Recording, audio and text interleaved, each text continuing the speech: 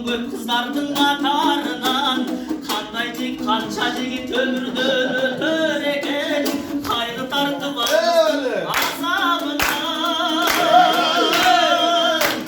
Kapkar elle kaşları, kaptan elle çaşları. Kırıktırak kandın ayıklıktan paskanı.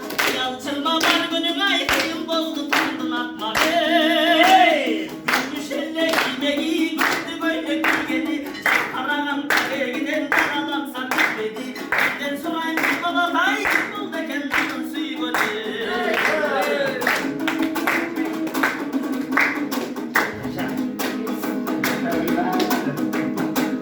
Havsulu peri bir dev baskanınan.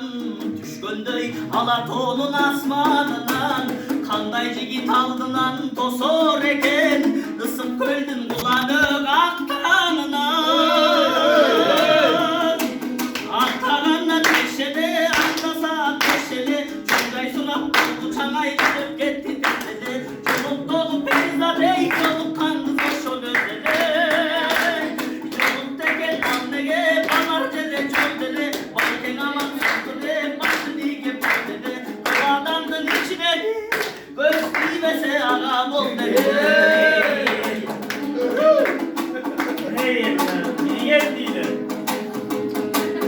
Aman Kemal 18 Kur'an'ında Çalar beken gökçü gittin umağında.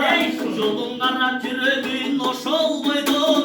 Yoluz degen yolocu siyahında. Ahmet'inin kızını Akbaşı'nın eldiği. Ortopsuman oldular Cevoş tarafta geldi. Çalınagan sulucu sen anlamaktan geldi be. Gölgül gölün varasam gölgüm okşoş belli. Bir arasam çürükteydi bir de bak geçedi. Kim olsa da al olsun ay yapa kendin olsun geldi. Ahmet'inin kızını Akbaşı'nın eldiği Olmokçu mal olsa Cevoş taraftan geldi bir. Toplumun özü fayda toplumdan geldi dedi be.